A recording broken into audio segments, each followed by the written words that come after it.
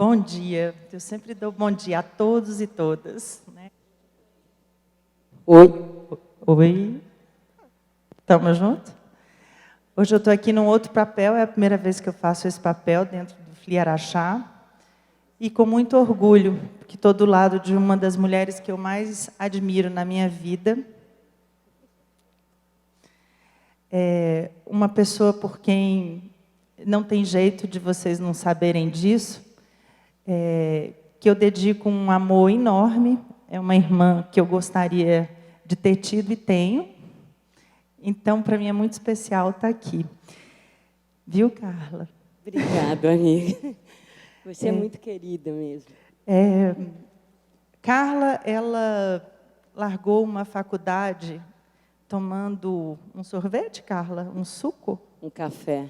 Um café, e ali, vivendo um conflito, jogou fora o café ali e decidiu, não vou mais fazer universidade, vou fazer teatro. E fez teatro.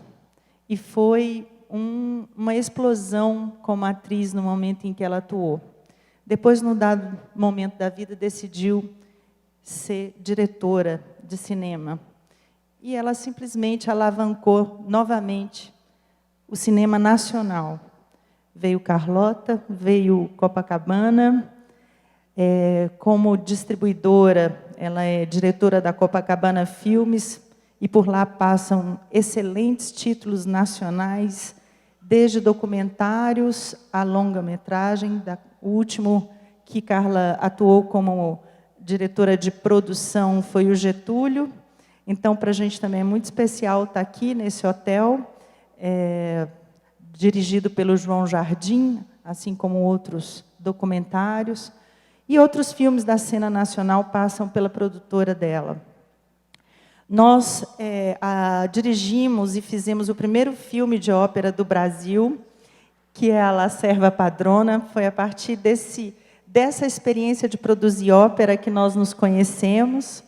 E fizemos numa época que o cinema não tinha dinheiro, então a gente inventou uma forma de produzir cinema. E deu certo, a gente recebeu um prêmio, né, amiga, com esse filme? Fizemos um filme em 7 dias.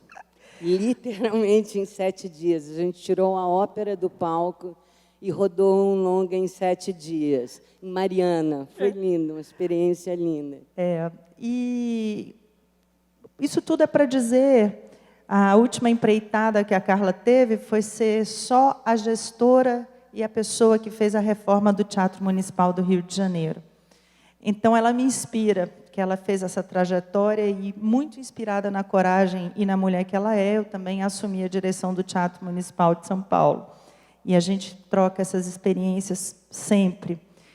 Carla, além dessa vida profissional brilhante, é mãe do Antônio, teve uma gravidez já tardia, uma criança que é linda e que hoje é um rapaz, foi linda e hoje é um rapaz. E a sua nova gestação é o Mulheres Mix. Conta um pouquinho para a gente, Carla, como é que isso tudo aconteceu na sua vida? Contar. Primeiro, eu queria dizer bom dia para todo mundo, agradecer a você, o Afonso, todo o carinho, agradecer aos autores que estão aqui, porque eu estou aqui há 48 horas e eu só faço aprender. É de uma generosidade. É o primeiro ano que eu estou aqui no festival e, realmente, para mim, está sendo uma experiência muito boa, muito boa. Obrigada, minha amiga, por tudo que você disse. Devo dizer que a recíproca é a mesma. Criamos nossos filhos juntos. Ontem eu tive um strike quando eu vi a Mariana cantando no palco, porque Mariana canta desde que tem 3 anos. Ela me ensinou a cantar o que tem na sopa do neném. Então, ela tem isso na veia, ela vai longe. Então, para mim, está sendo muito especial estar aqui. E esse é o primeiro evento que eu venho publicamente falar sobre essa plataforma, sobre o Mulheres Mix, que vem de um desejo que eu tenho já há algum tempo, que é trabalhar o universo feminino, mas na sua amplitude. Um dia eu encontrei um livro, que foi um livro muito importante dentro desse meu desejo, que chama A Bíblia das Mulheres. de uma escritora chamada Elizabeth Stanton, que é uma americana que, na realidade, uma abolicionista, feminista, que brigou muito pelos direitos das mulheres de uma maneira geral. E fez esse livro, onde ela retira da Bíblia todos os trechos onde a mulher é citada e constrói essa Bíblia das mulheres. E é um livro que não tem tradução ainda, mas é um livro muito especial. E aí, a partir desse desejo, eu comecei a investigar isso e a trabalhar e dizer assim, como é que a gente vai no mundo se comunicar com as mulheres, né? Qual é... E eu nunca saí do analógico, né? Eu sempre fiz filmes, peças, nunca tinha entrado no ambiente digital.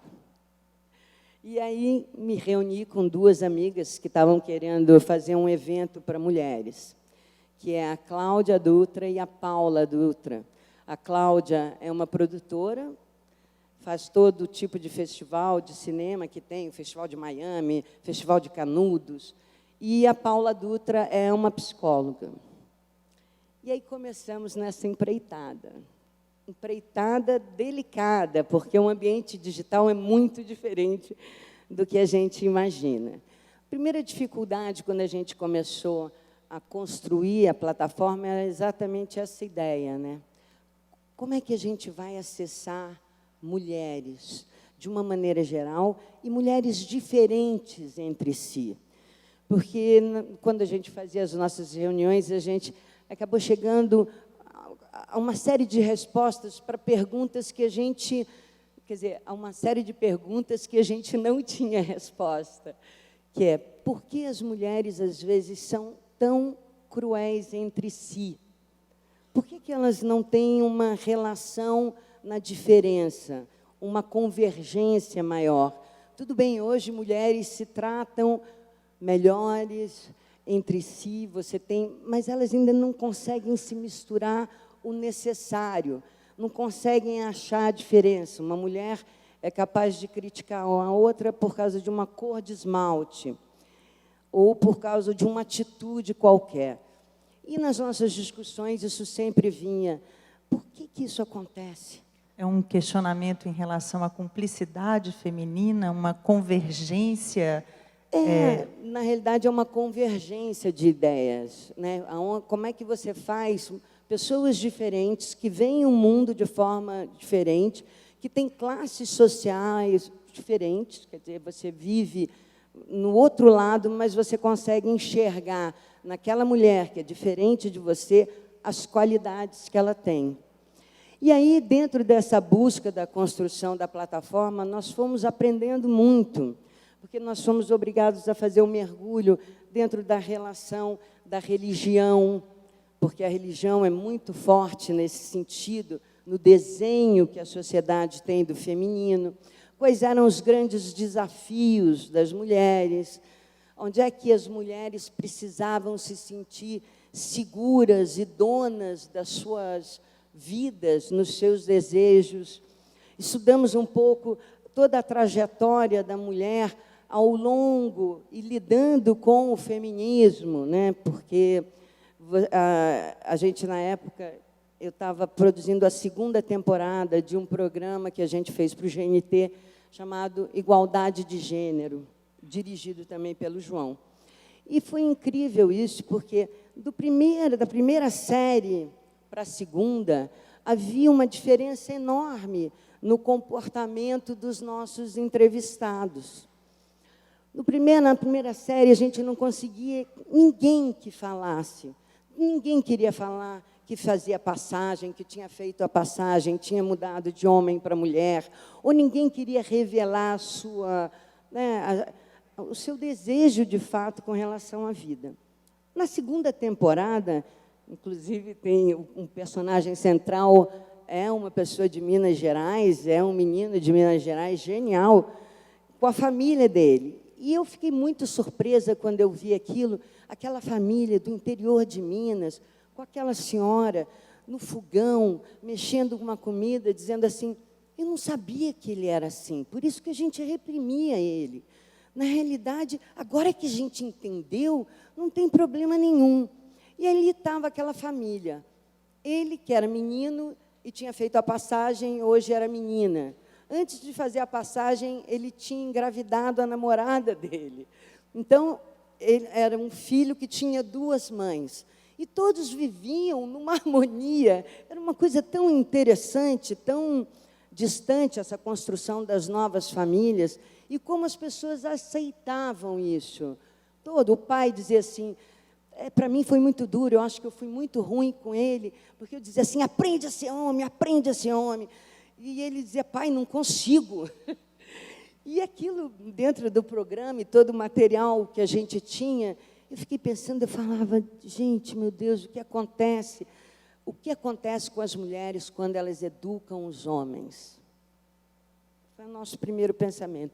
Por que existe uma diferença? Porque as mulheres criam essa diferença, já que elas são responsáveis, né, pela educação de uma maneira geral. E aí a gente começou a lembrar de milhões de histórias, né? Minha mãe não deixava a gente fazer, eu e minha irmã pararmos para fazer xixi em lugar nenhum, era sempre assim, aguenta, aguenta. Fala, mãe, mas existia uma... A gente era obrigada a fazer a cama imediatamente, recolher as roupas. E aí você vai vendo a relação diferente que a própria mulher imprime com o homem. Quer fazer pipi, meu filho? Vai lá regar aquela florzinha, aquela plantinha. Você tem toda uma condescendência. E aí a gente chegou à conclusão na nossa conversa que a mulher, às vezes, educa o homem, o filho, como ela gostaria de ter o homem dela. Então, ela faz para aquele filho uma série de coisas que ela não poderia nem deveria construir.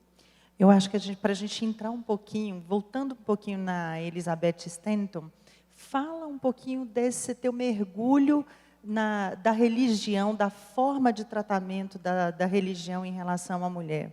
Que eu acho que é importante para a gente trazer. Porque daí vai sair um filme, na realidade, daí saiu Raízes do Sagrado Feminino, que é um filme que começa com esse estudo dentro das religiões, porque aí a gente foi percorrendo e vendo onde é que nascia o berço desse desenho tão contra o feminino no mundo, né?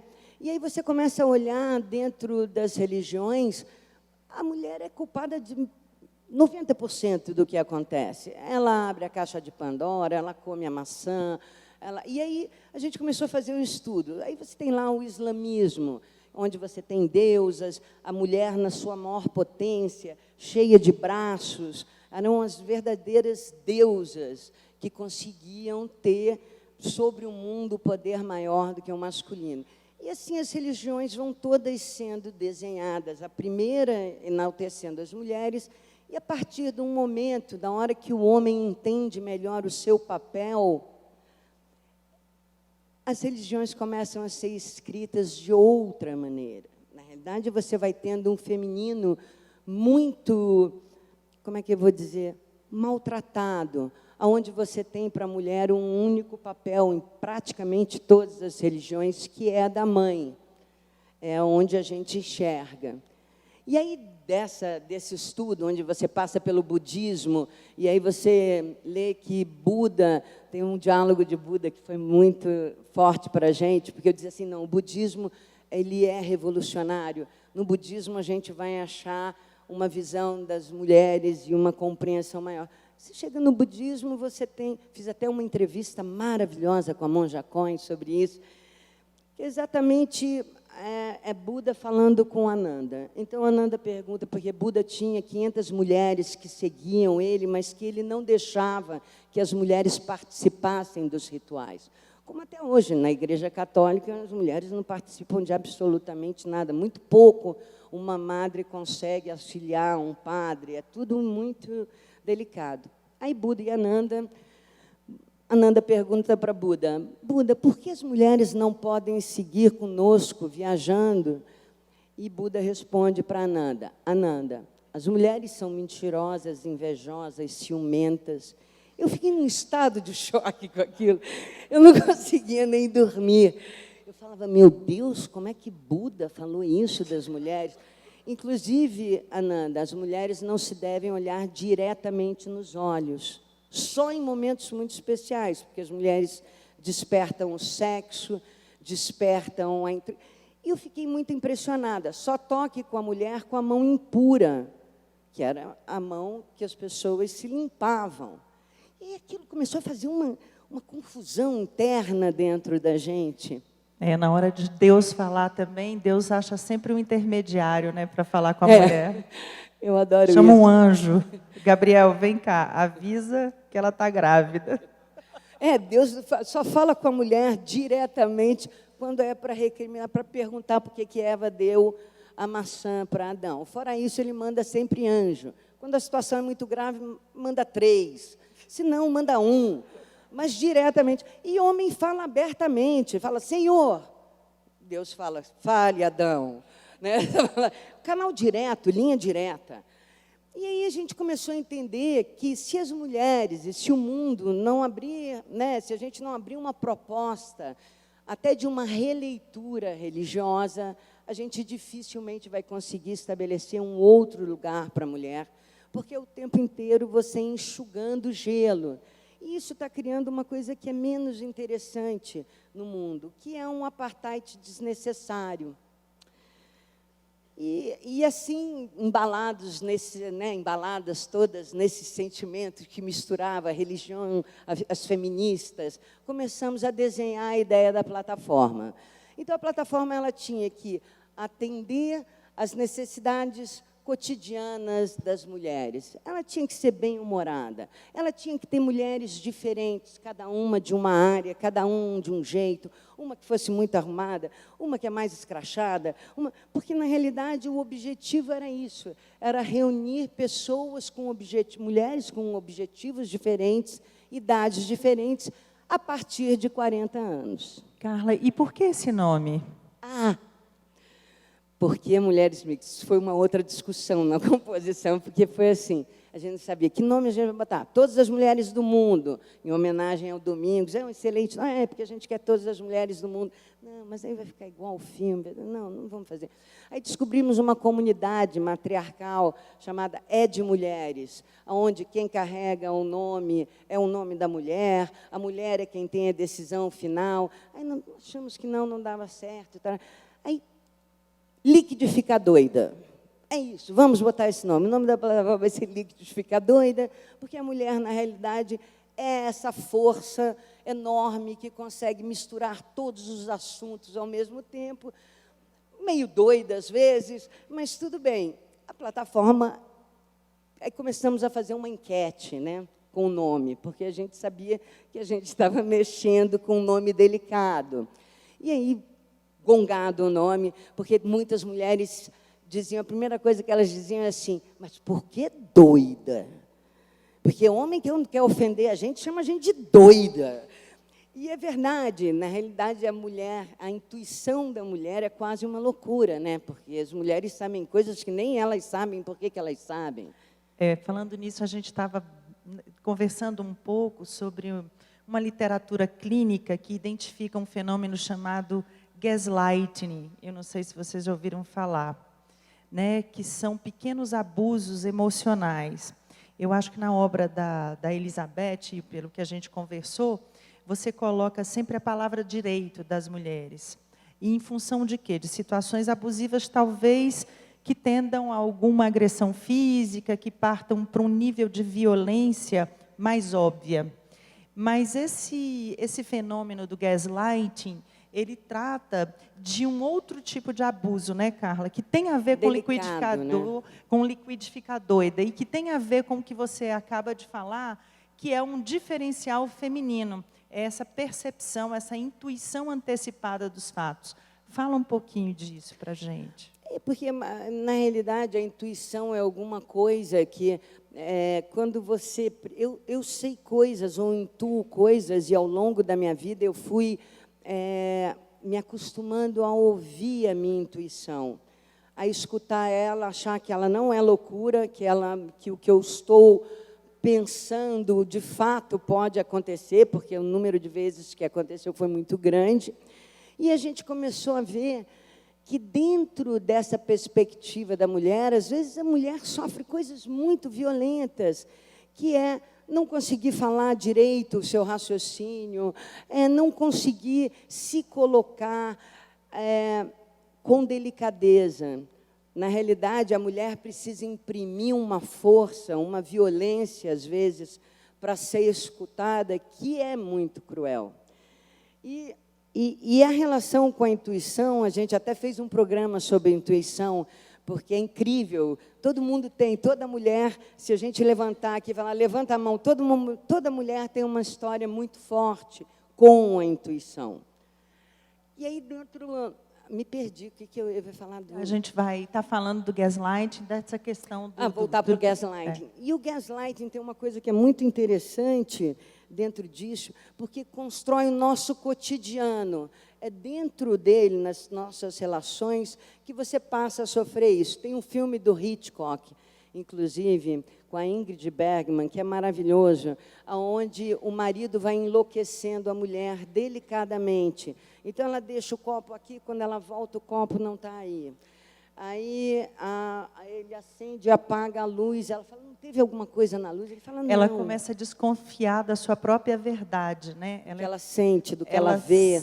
Ela tem ali o tapete sendo puxado de uma maneira tão sutil, às vezes educada, às vezes um pouco mais maldosa, que vai trazendo uma dúvida sobre o seu próprio estado de sanidade mental. E isso é muito comum. Então, falar desses pequenos abusos cotidianos, emocionais, é também um objetivo da plataforma. Na realidade, eu queria até mostrar algumas coisas, mas assim, o que Conta aí, você quer pôr o conta aí? A gente pode botar um conta aí, que na realidade a gente vai ver uma coisa diferente, que são mulheres que exercem profissões masculinas. Ou eles perguntam, como é que é, Carla? Elas perguntam, eles respondem. O que você prefere que a gente coloque? Pode começar com ele pergunta, elas respondem, que é, na realidade, uma brincadeira, uma coisa lúdica que a gente faz e que algumas mulheres respondem perguntas de homens.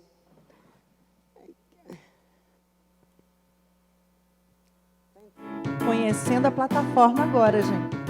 Os homens fazem aquele papel de não saber por que as mulheres ficaram bravas ou por que as mulheres estão frustradas ou chateadas. Eu queria saber o seguinte, o que especialmente irrita as mulheres com relação ao comportamento dos homens? Quando eles agem como se eles não estivessem nem aí porque você está falando, te ignoram. Eu acho que com um pouquinho menos de testosterona eles colaborariam mais, seria mais fácil conversar. A procrastinação e a grande capacidade que os homens têm de não voltar com um assunto resolvido.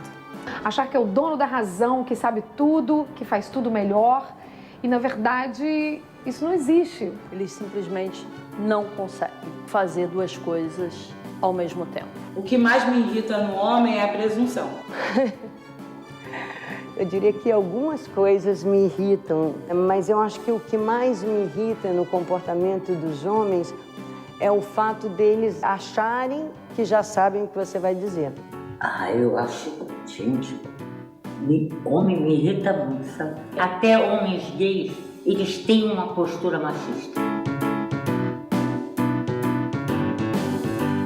Esses são os programetes da plataforma que a gente usa, porque a plataforma trabalha em várias mídias. Então, você tem desde um conteúdo assim, que é uma coisa mais lúdica, divertida, onde tem perguntas, se as mulheres tivessem, né, se Deus perguntasse para as mulheres o que elas gostariam de modificar no projeto Homem, o que elas fariam. Então, é uma série de brincadeiras jogando esse universo. Agora, uma coisa que, assim, eu fui atraída pela plataforma, hoje sou, com muito orgulho, uma colaboradora, justamente pelo recorte, né? A Carla falou, Tatinha, estou nessa plataforma, tinha 2 anos que Carla investigava esse universo feminino, a gente se encontrava, ficava horas falando disso, horas e horas e horas, até que um dia eu fui para o Rio de Janeiro, sei lá, fevereiro, março, ela me mostra isso tudo, fui tomar um café na produtora, já entrei de colaboradora, já sentamos, fizemos uma reunião e decidimos ir para Miami lançar a plataforma. E o que mais me colocou dentro e me causou, e me trouxe um pertencimento, foi a discussão do corte etário, que hoje agora já nem faz mais tanto sentido. Que é esse momento de mulheres entre 40, 60, 70 anos, onde tudo acontece na vida, né? Você, de repente, já não tem mais aquela necessidade de correr atrás da sua realização profissional, os seus filhos já acharam os caminhos, você começa a se deparar com a sua própria existência. Ou, o contrário, você tem 40 anos e você ainda não engrenou a sua profissão, você ainda continua num lugar ali de um certo desconforto. E eu fui escutando essas mulheres falando de uma maneira extremamente despojada e engraçada. E aí eu fui falando, olha lá, eu acho isso também, é isso, eu acho exatamente isso. E foi assim que eu me engajei. E o que foi mais bonito dentro do que a Carla sempre fala da plataforma é que ela fala assim, essa não é uma plataforma feminista, é uma plataforma feminina. Né? E esse exercício também de poder ser feminina, de não ter problema nenhum se eu quiser servir a quem eu amo, né? A gente escuta assim, ó, você servir uma vez um homem, acabou, sua vida está fadada a servi-lo o resto da vida. Aí eu entro num conflito e falo assim, mas e se eu gostar de servir? E se o meu feminino quiser servir? Como é que eu lido com isso? Então, eu senti que é um espaço que não é um fla-flu que você propõe, né, Carla? Ao contrário, é, na realidade, você poder colocar o feminino na posição que ele tem e criar uma confraria entre mulheres, que eu acho que talvez seja essa a coisa mais importante. Um convite, então, que você está fazendo. Um convite a todas vocês a entrarem depois e a participarem, porque... Agora a gente não vai mostrar a plataforma inteira, mas você vai entrar ali dentro, você vai achar... A gente procura ingressar e criar programas que lidem com a saúde da mulher, então você vai ter milhões de coisas interessantes, desde meditação, yoga, alimentação, questionamentos sobre empreendedorismo, né? Quer dizer, mulheres de atitude, o que... teve também esse nome, Mulheres de Atitude, que a gente quase botou. Como é que a gente constrói esse desenho juntas? Porque o que a gente quer... na realidade, eu não tinha vontade de fazer uma plataforma minha, onde eu ficasse falando do que eu faço, ou do que eu fiz. Na realidade, o que eu quero com essa plataforma é juntar e transformar esse ambiente feminino. Começar a jogar que, de verdade, o melhor é a gente se associar nas nossas diferenças. É a gente realmente começar a ter generosidade com o nosso universo, que eu acho que a gente não tem. As mulheres não são generosas entre si. Eu acho que não. Acho que existe pouca generosidade das mulheres para com as mulheres, de uma maneira geral. E esse é nosso maior objetivo, criar essa grande confraria, descobrir histórias de mulheres diferentes da gente, de classes sociais diferentes, de idades diferentes. E aí teve uma coisa engraçada, porque... Vou ter só que te fazer uma pergunta que eu estou curiosíssima antes. Dentro da sua história, Carla, e de todos os papéis que você já interpretou e dirigiu, partindo de obras literárias, quem são as autoras que, dentro de você, se refletem na plataforma? Olha, eu sou apaixonada por algumas autoras. Assim, eu sou muito apaixonada pela Clarice Lispector. A Clarice é uma mulher que conseguiu olhar a mulher e o ser humano com uma generosidade tal que sempre me inspirou muito. Quando eu vi A Hora da Estrela pela primeira vez, e eu lia, depois eu vi o filme, quando a Macabeia pede um melhoral para curar a dor de amor dela, aquilo me deu um estalo na cabeça, que eu falei, nossa, que lindo, né? O amor talvez seja a coisa mais importante para a mulher. Por isso a mulher, de alguma maneira, no caminho dela, sofre tanto, porque as relações que ela precisa construir de amor, por necessidade, pela maternidade. Então, em tudo que ela faz, ela tem esse viés muito forte da relação com o amor. E a Clarice é uma autora que, para mim, olha o mundo de maneira crítica e generosa ao mesmo tempo. Então, ela pode pegar qualquer personagem... E, sem falar, eu sempre tive o sonho de fazer a Clarice. Então, a Clarice é uma pessoa que sempre me inspirou. A Simone de Beauvoir. O dia que eu li O Segundo Sexo, mudou a minha vida, porque falava exatamente dessa relação entre homem e mulher e como se vivia, ela e o Sartre viviam aquela relação. Depois, A Convidada, que também é outro livro lindo, que esbarra nessa relação triangular, né, dele com a Simone. E, de verdade, a gente foi construindo, dentro da plataforma, algumas mulheres que nos inspiram. Marina Colasanti, uma delas, porque tem um papel lindo nessa relação. Construiu a vida dela dedicada a coisas que eu, de alguma maneira, tento construir na minha, que é dedicar às crianças. Eu faço um festival para crianças há 17 anos, um festival de cinema, que a Tati fez durante muitos anos comigo. E depois dedicada a esse olhar sobre a mulher. Então, esses personagens, né, essas grandes autoras que, na realidade, que começam ali numa proposta enorme do universo, de ver como a mulher, dentro do mundo e do universo feminino, precisa reunir forças para, de verdade, mudar a história. Eu acho que a gente tem que aproveitar esse momento do mundo. O mundo está virando uma página, né? Literalmente, a gente sai do mundo mecânico e entra no mundo digital, onde absolutamente tudo se modifica. Eu ia te perguntar justamente isso, assim, né, também não sendo uma pessoa digital, eu sou absolutamente analógica e corro atrás do tempo digital o tempo inteiro com muita dificuldade, sabendo que eu preciso mergulhar nesse universo a despeito da minha dificuldade, senão eu perco, inclusive, a comunicação com as minhas 3 filhas, que elas são absolutamente digitais. Então, vivendo nesse modelo na web, de uma plataforma na web, me diz, Carla, quais são os seus desafios e quais são as vantagens para você, no sentido de você democratizar, ampliar esse espaço dessa reflexão sobre o feminino para as mulheres ou entre as mulheres e com a sociedade, assim, né?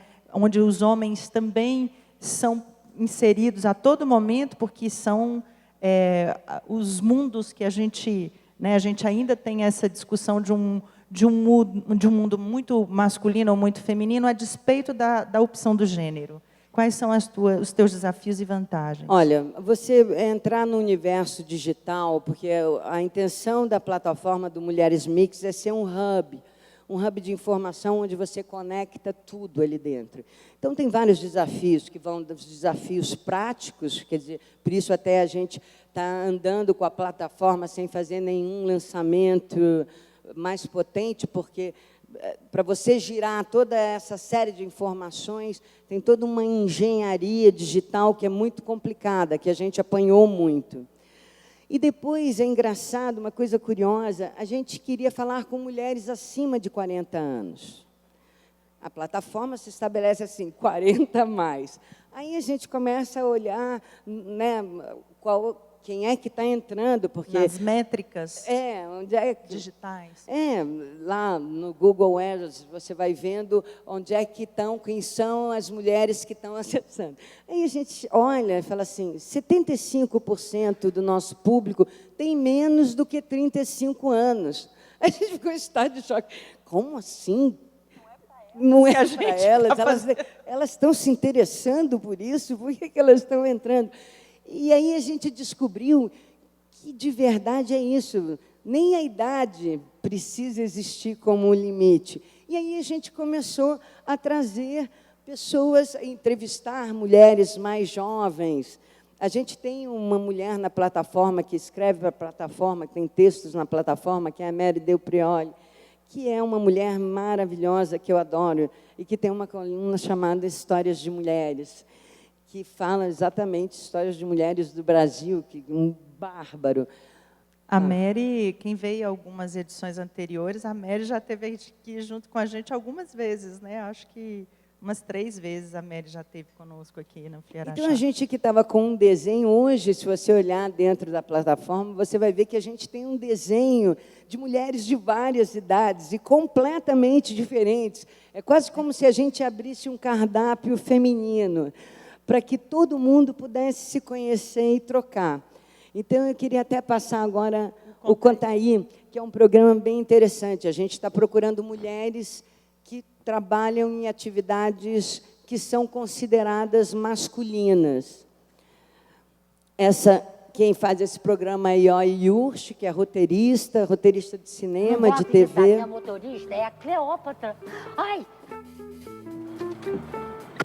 Boa tarde. Cleópatra, é você mesmo? Sim, sou eu mesmo.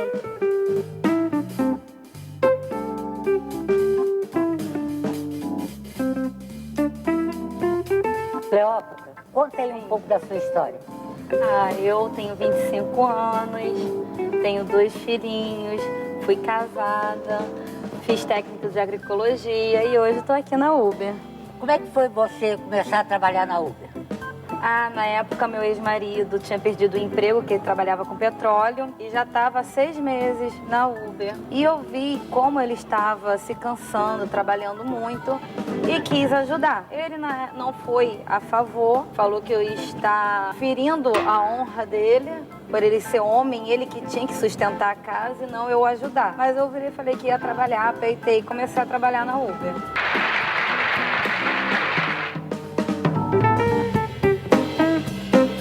Você já sofreu algum preconceito por ser motorista mulher? Já. O motorista do táxi, parei para pegar uma passageira, aí ele desceu do táxi dele, veio na minha janela e começou a falar: nossa, mulher uberista, a Uber está realmente decadente, era só o que faltava, mulher no Uber. Que absurdo. Não, eu desci o vidro do meu carro, olhei pro carro dele, decadente, está o seu carro, olha o meu carro, novinho, limpinho, o seu tá sujo por fora, imagina por dentro, né? Decadente é trabalhar nesse estado que você tá trabalhando.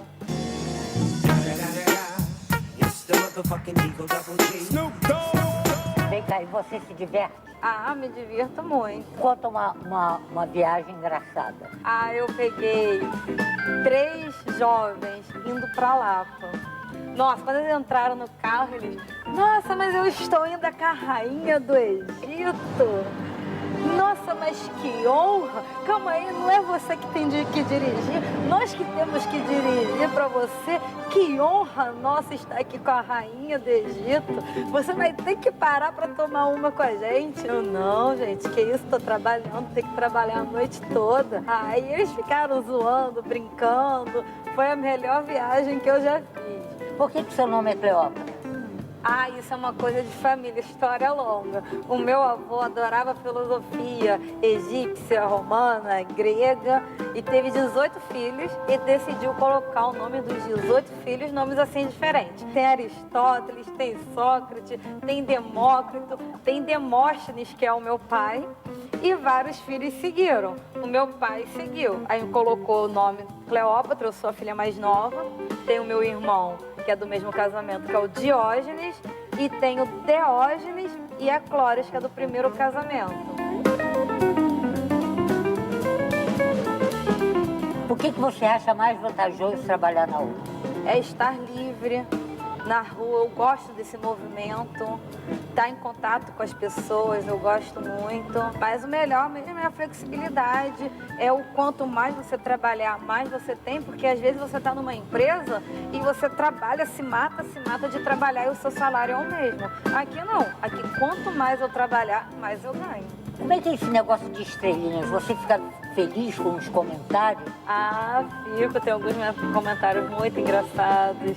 Tem uns assim que o pessoal dá umas cantadas pelo comentário, não dá pessoalmente, mas aí chega no comentário, dá. Eu gosto muito porque a gente é avaliado e tem as categorias. Hoje em dia eu sou VIP 6 estrelas.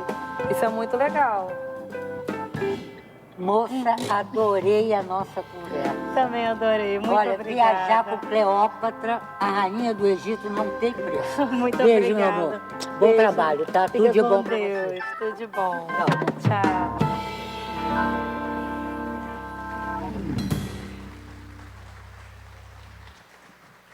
A gente fez um programa sensacional no Dia Internacional da Mulher, com as mulheres dirigindo a barca Rio-Niterói. Gente, 5 mulheres dirigindo. Era genial. Primeiro, elas todas lindas. Cada uma mais linda que a foto. Inacreditável. E assim, e aí entendendo qual é a trajetória de alguém que resolve ir dirigir a barca Rio-Niterói. Uma menina que poderia estar, sei lá, vendendo numa loja. Umas feras, assim, aprenderam tudo, fizeram um curso dentro da Marinha, uma coisa acessível para todas as mulheres. Então, no fundo, o objetivo que a gente tem com a série de programas, se vocês entrarem depois, vocês vão ver o Viva Bem, cuida da saúde da sua casa de uma maneira geral. Então, a nossa intenção é exatamente isso, desde as coisas mais práticas, onde você pode aprender coisas para o seu cotidiano. A gente tem uma curadoria enorme dentro da plataforma do Pinterest, de coisas interessantes que você extrai dali, que a gente acredita que sejam as coisas mais saborosas para as mulheres de uma maneira geral. Dentro da plataforma, eu queria falar sobre uma coisa, porque é a única coisa que a gente anuncia dentro da plataforma, que são florais. Foi a única coisa, no primeiro momento, que eu fiz questão que a gente tivesse. Porque, na loja? É. Na loja da plataforma. Que por enquanto não tá, o vitrine ainda não está nem aberto, só estão os florais. Mas os florais, eu queria falar um pouco rapidamente sobre isso, porque eu acho que as mulheres presentes aqui, que estão em maioria, aliás, queria agradecer, também aos homens. Vou fazer uma parte mínima para dizer que logo que a gente lançou Mulheres Mix, só entrava homem na plataforma. A gente dizia, o que aconteceu? Que só se inscreve homem. E aí eu comecei a receber coisas assim, pô, Carla Camurati, legal, hein, esse negócio.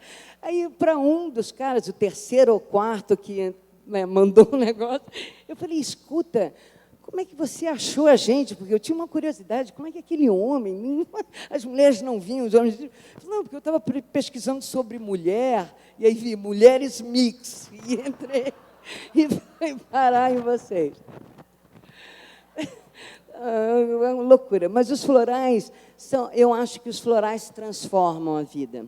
E se eu tivesse que dizer para vocês uma única coisa ao longo da minha vida que me ajudou muito, muito, muito, muito, nos momentos mais difíceis que eu tive, foram os florais. É engraçado, né? Porque me deram força, coragem, equilíbrio, autoconhecimento, foco nos meus problemas, porque eu acho que mulheres sofrem muito, às vezes, sofrem caladas, né, assim, afogadas no próprio sentimento. E eu acho que florais, o caminho do autoconhecimento para uma mulher é uma coisa muito importante, porque é isso, a gente é uma usina de hormônios, a gente fez um estudo, o que acontece no corpo da mulher durante 30 dias. Se você olhar quimicamente, o que acontece com uma mulher é uma loucura, uma explosão química dentro do corpo. E isso é muito forte. Então, o autoconhecimento e essa relação de que tem sentimentos que assolam o nosso coração e que nos fazem mal, e que se a gente conseguir se livrar deles, melhora muito a vida, melhora. Conhecendo a Carla, eu sei dessa generosidade, de que tudo que faz bem para ela, ela quer logo passar a receita para alguém. Isso é fato. E, realmente, essa coisa dos florais, você já pesquisa há muito tempo, né, Carla? E usa, e é muito bonito de ver você disponibilizar algo tão pessoal, de uma maneira tão pública e que pretende alcançar mais e mais pessoas. Eu queria te perguntar, você falou um pouco assim da tua linha de programa, assim, observando essa linha, se você fosse fazer um bordado, se você fosse pensar num bordado para as mulheres, nesse momento do Brasil hoje, como ele seria? Eu acho que o bordado que a gente está pensando em fazer para as mulheres hoje é exatamente esse, é construir, ampliar as possibilidades das mulheres e reforçar nas mulheres o que elas têm, né, de força, que eu diria, a cada dia a gente anda 3 passos à frente, 1 atrás, 2 atrás. E hoje a gente vive no Brasil um momento muito difícil, muito delicado, onde você tem um apartheid muito grande, né? A gente vive uma diferença muito grande de posicionamento político e religioso também. E, nesse sentido, eu acho que construir hoje um bordado para as mulheres significa iluminar todas as possibilidades que as mulheres têm de ação e que deixam, às vezes, de pôr em prática no seu dia a dia por medos, inseguranças. O medo é a doença do nosso século, né? Eu ia te fazer uma pergunta exatamente no medo, pegando a mesa anterior, uma mesa que aconteceu aqui há 2 dias, né, Carla? Onde a gente recebeu a Carla Madeira, a Cris Guerra, Dani Zupo e Leila Ferreira. E elas tratavam justamente dessa questão de quais eram os medos, né, femininos. Qual é o teu medo, Carla? O meu medo? Gente, eu não sou medrosa. Na realidade, durante muitos anos, trabalhei na minha análise exatamente reforçar e criar medo, porque é importante ter medo também. O medo é nosso instinto de defesa, então, de alguma maneira, existe um equilíbrio no ter medo. E eu sempre fui muito do confronto. Eu sou do confronto, naturalmente. Então, se eu morava numa casa sozinha, depois que o Thales morreu, e era incrível, porque se eu ouvia um barulho lá fora, a primeira coisa que eu fazia era levantar e ver que barulho é esse. Então, eu sempre lutei muito quanto à sensação de medo. Mas eu tenho um medo, eu tenho o medo não de morrer, mas de não concluir coisas que eu gostaria de concluir. Porque depois de uma certa idade na sua vida, você começa a lidar com a finitude. E a gente não sabe lidar direito com a finitude. A finitude é um momento muito delicado. E talvez o meu maior medo seja exatamente não concluir coisas que eu acho que poderiam ser um legado interessante para deixar. Entendo. Bom, a gente, além de fazer esse convite, né, a Carla, ao falar da plataforma, no fundo ela faz um grande convite, a gente também arquitetou um pouco essa vinda da Carla, porque a gente pretende lançar um concurso, a partir de hoje, para essa cidade, para esse município e para uma faixa etária. Conta, Carla. A gente vai fazer contos de mulheres. E a gente resolveu que a gente quer vai fazer um concurso, cujo prêmio é ter os 3 primeiros lugares, um livro digital, que fica dentro da plataforma. A gente vai ter um júri de escritoras e um júri popular dos contos. E o tema do nosso concurso é: existe ética no amor? É uma pergunta. Porque a gente ficou pensando durante muito tempo o que estimula as mulheres. E como o amor é uma coisa muito importante na vida das mulheres, de uma maneira geral, a gente achou que isso podia ser uma coisa que instigasse mulheres de realidades diferentes e idades diferentes, e que todas poderiam escrever e pensar sobre isso. Então, esse é um sonho, assim, tomara que a gente no FLI Araxá faz um concurso de redação infantil. Ele acabou de acontecer hoje pela manhã. Eu não sei quem teve aqui na parte da manhã. Alguém estava na parte da manhã aqui? Foi lindo, eu vi dali. Eu sabia que algumas pessoas estariam por aqui. E enfim, eu tenho uma vida com a Carla de muita... A gente passa, às vezes, 1 ano sem se ver. Se a gente se der alô, é como se a gente tivesse visto ontem. E aí a gente põe todo o assunto da vida em dia. E essa ideia foi um pouco assim: Afonso, a gente quer lançar um concurso de contos em Araxá. E aí paramos aí, com o Afonso ele topou. Aí a gente continuou, nós duas num quarto, e fala assim, e quem sabe depois a gente não faz o livro, e elas vão e fazem o lançamento. Então, essa ideia vai por aí. O concurso deve abrir mais ou menos daqui a 2 semanas, então, se vocês estiverem dentro, vocês vão receber um e-mail direto. Ele vai ficar aberto durante 4 meses, porque, na realidade, como a gente faz uma pergunta, né, a gente quer dar tempo para que as pessoas possam digerir e reescrever e escrever. E aí, depois disso, a gente vai ter os resultados, julgar, e provavelmente o ano que vem a gente vai estar aqui com as nossas vencedoras. Então, oficial... Eu queria fazer uma coisa antes, porque ontem eu fiz um pequeno encontro falando de um filme que eu estou fazendo, que chama História de um Tempo Presente, que fala sobre o nosso processo de redemocratização. E eu trouxe para cá um teaserzinho que vai estar rodando na internet, é uma campanha, um teaser de 1 minuto, que vai começar a rodar, o filme é lançado em novembro, vai começar a rodar a partir de final de julho. Isso que vocês vão ver agora são 5 ao longo da campanha de lançamento do filme, mas como o equipamento que estava na sala estava tão ruim, ninguém conseguiu ouvir direito, porque era muito pequenininho, eu pedi em cima da hora, não avisei nada, fui parar. Eu queria mostrar ele aqui para vocês.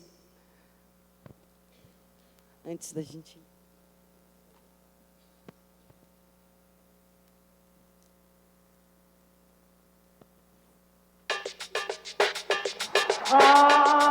Senhora Liberdade. Sim, as eleições diretas, já! Momento, a integridade do Brasil. Declaro promulgada o documento da liberdade, da dignidade, da democracia, da justiça social do Brasil. O momento é grave. Estou achando ótimo, muito bom. Podia ser melhor. Todo mundo correndo para pegar 1 litro de leite. E eu queria terminar minha fala dizendo para vocês, já falando com o presidente da República, porque estou convencido que assim será. Pelo afastamento do presidente da República. Sim, o povo brasileiro foi mais uma vez às ruas e teve a confirmação de que a democracia não é apenas um espetáculo sem consequências.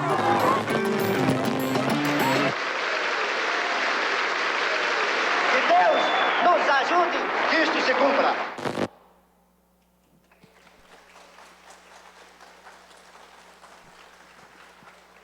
Bom, gente, a gente já vai ter que ir para o finalzinho e, linkando com o concurso de redação, eu gostaria de terminar a nossa mesa, primeiro agradecendo a Carla, reforçando o convite da plataforma, dizendo que estou muito feliz da gente ter lançado oficialmente o concurso Contos de Mulheres. E eu finalizo a nossa mesa com uma escrita de uma mulher.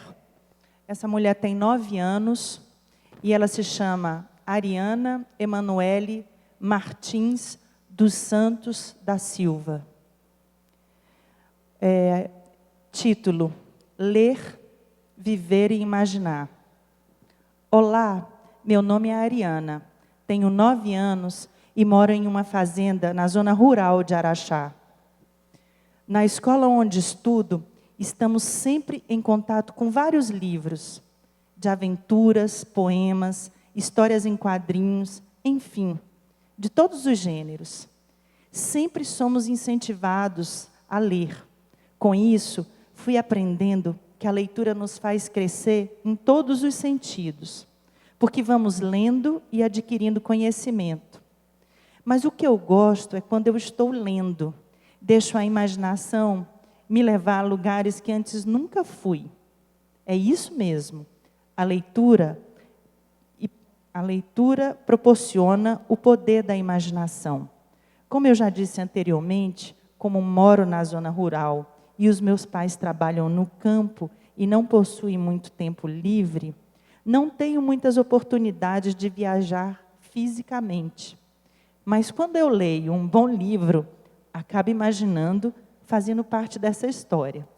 Já voei bem alto como a sininho do Peter Pan. Me emocionei mergulhando nas águas fundas e azuis do mar quando me imaginei sendo a Ariel da Pequena Sereia. Mas sabe a personagem das histórias infantis que mais se parece comigo? Alice. Sou curiosa como ela.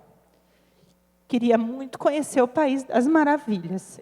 É porque foi muito bonito hoje. E eu vou dar conta. Por tudo isso, a leitura é muito importante na minha vida. Ela me leva a sonhar e a acreditar no impossível. Acreditar num mundo melhor, cheio de magia e fantasia, diferente da realidade em que vivemos. E é nesse mundo que eu quero estar.